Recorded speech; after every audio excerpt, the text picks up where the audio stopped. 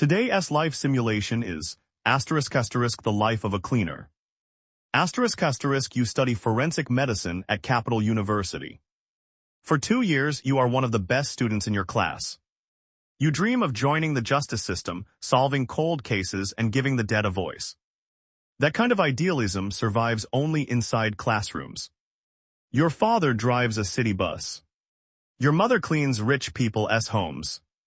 Their children spend more on shoes than your parents earn in a month. You are the first person in your family to attend university, and your mother frames your acceptance letter beside the family shrine. Then your father's route is moved into territory controlled by a criminal organization. They demand weekly payments from every driver. He cannot pay, so they beat him until he permanently loses sight in one eye. The hospital bills consume your family's savings. You leave university during your 3rd year. 2 years of forensic training, no degree, no future. Only enough knowledge to become dangerous. 3 months later, a man named Bravo finds you. He knows your name, why you dropped out, and what happened to your father. Sitting across from you in a small restaurant, he explains that the organization does not need another driver or enforcer. It needs a cleaner. Someone who understands evidence, laboratory testing, police procedure, and the way investigators rebuild truth from stains, fragments, records, and mistakes. You know how the system finds the truth, he says. We need you to make sure it cannot. He slides an envelope across the table. 50,000 pesos just for listening. You think of your father's ruined eye and take it. Your first assignment is a house in the city. A driver drops you there before dawn.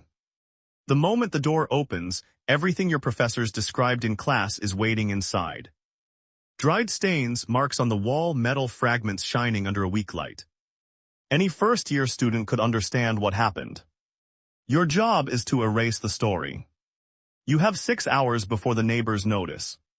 You collect the fragments, treat the biological traces, scrub the walls, replace part of the carpet, and wipe every surface. Under a forensic light, mist traces glow like ghosts. You work until they disappear. The people who were there are not your responsibility. Others handle them, you never ask where they go. When you leave, a woman next door is hanging laundry. She waves, you wave back, you are very good at this, that is the worst part. Your training taught you what investigators search for. Now you use that knowledge against them. You create false reactions across floors, so real traces become indistinguishable from interference. You destroy devices, treat drains, flatten tire marks, and remove anything that might speak. 6 months later, your assignments grow larger. There are no promotions here, only bigger rooms. You clean warehouses, estates, vehicles, and a restaurant freezer whose walls hold marks that refuse to disappear. Every scene is a puzzle, and your task is to remove the pieces before anyone realizes a puzzle exists. You build your own kit, cleaners, forensic lights, gloves, and a cutting tool for anything that cannot be cleaned. Everything fits inside a 30-kilogram black suitcase the street crews call your go bag. You earn enough to move your parents into a better apartment. You tell them you work for a private security company. Your mother asks why you always work at night. You say you protect office buildings. She believes you because she has to. Your father asks nothing. He sits before the television, his blind eye facing the screen, silent. He knows. He simply gives you the only gift he can still offer. He does not ask. Eventually, you learn that evidence is not only physical. There are cameras, phones, bank transfers, cell towers, location records, and cloud backups. The organization gives you a laptop and a partner named Pescador, a former bank employee. Together, you become an information erasure team. You overwrite surveillance footage, corrupt cloud backups, replace drives with clean versions, and falsify location data so devices present at a scene appear to have been across the city. You build alibis with code. It is cleaner than chemicals. No smell, no scrubbing, only a keyboard, a screen, and patience. Then one night, something inside you changes. You are sent to a remote estate, little more than a blur of green on the map. 8 people have died there. They are not gang members or informants. They are migrant workers who were present when the estate was used as a temporary base. They saw something they should not have seen. One of them still holds a backpack containing clothes and a photograph of a 6-year-old girl in a pink dress, smiling through a missing front tooth as if the world were safe. You are supposed to bag personal belongings and burn them without looking. You look anyway, then burn the photograph with everything else. It takes 14 hours to clean the estate. At sunrise, you sit in your car for an hour. You do not cry. Your tears ran out during your 3rd month. You simply sit there. Later, Pescador is arrested in an unrelated fraud case. The organization does not protect him. He knows too many digital secrets. 3 days later, he dies in his cell. The report says sudden illness. He was 31 and healthy. The following week, a young technician replaces him. You train him the way Bravo trained you. Systems, patterns, procedures, never reasons. The first time he erases footage and recognizes the missing face on the news the next morning, he will understand. After the estate, you stop counting people, you count scenes. 74. 74 places where something happened that the world will never know because you made sure it could not be known. 74 stories erased. 74 investigations destined to fail.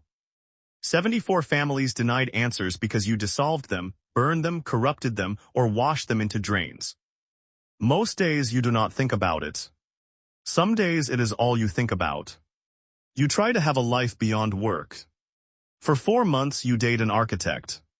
She designs apartment buildings. She creates things, you destroy them. She asks what you do, you say private security. She asks why your hands are always cracked. You blame cleaning chemicals used on night shifts. One evening she studies your cracked palm like a blueprint. You are too young to have an old man's hands, she says. The next week you stop calling. Not because you do not care, but because you care too much. To care for someone is to risk being seen, and you cannot erase a person's memory the way you erase a room. The organization continues to evolve. You no longer clean only after violence. You prepare rooms in advance, covering walls and floors and installing timed chemical systems in drains. You design rooms that clean themselves. The violence remains the same, you only make it efficient. You industrialize disappearance. The thought nearly brings you to your knees one night while you are spreading plastic across a basement floor. Then a prosecutor builds a case against the organization's second-in-command. He has physical evidence from a scene you cleaned 8 months earlier. Bravo shows you the file. Investigators found residue beneath 1 centimeter of baseboard you failed to remove. 1 piece of wood, 1 test, 1 match, that is all truth needs. Bravo does not threaten you, he only looks at you. At midnight you break into the sealed house, replace the baseboard, and contaminate the room to confuse future testing. 2 weeks later the evidence is rejected because the scene is contaminated. The case collapses. You save a dangerous man from prison because you corrected 1 centimeter of wood. A month later, the prosecutor dies in a car crash. The report says he lost control. You know the road. You know it was not an accident. You did not kill him, but you removed the evidence that might have imprisoned those who did. The distance between your hands and his death can be measured in cleaning fluid and a strip of wood. In truth, there is no distance.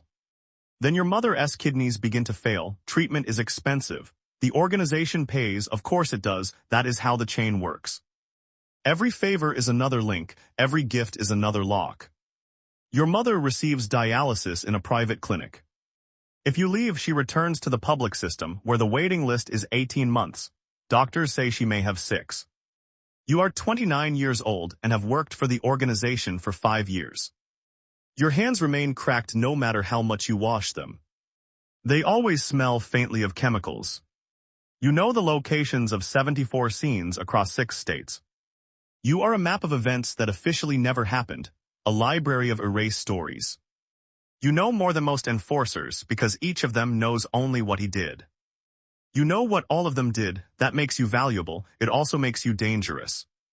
One day those 2 facts will no longer balance. When that day comes, you will become the 75th scene.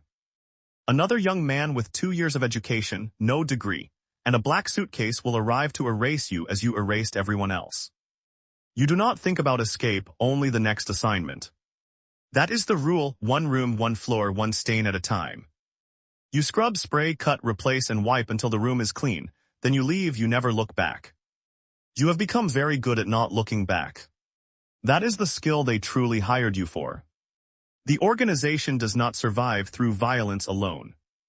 Violence is loud, chaotic, and full of evidence. It survives through emptiness. Empty rooms, blank cameras, clean floors, missing files. Its real product is not violence, its product is silence. And you are the person who manufactures that silence, one erased surface at a time. Somewhere, a forensic student sits in a lecture hall learning how investigators search for truth. He takes careful notes and will become very good at it. He simply does not know which side of the evidence he will one day stand on. This story is fictional and intended to expose the harm caused by criminal organizations and to encourage respect for the law. And somewhere before sunrise, someone is cleaning a room so that when a missing person report is filed tomorrow, there will be nothing left to find.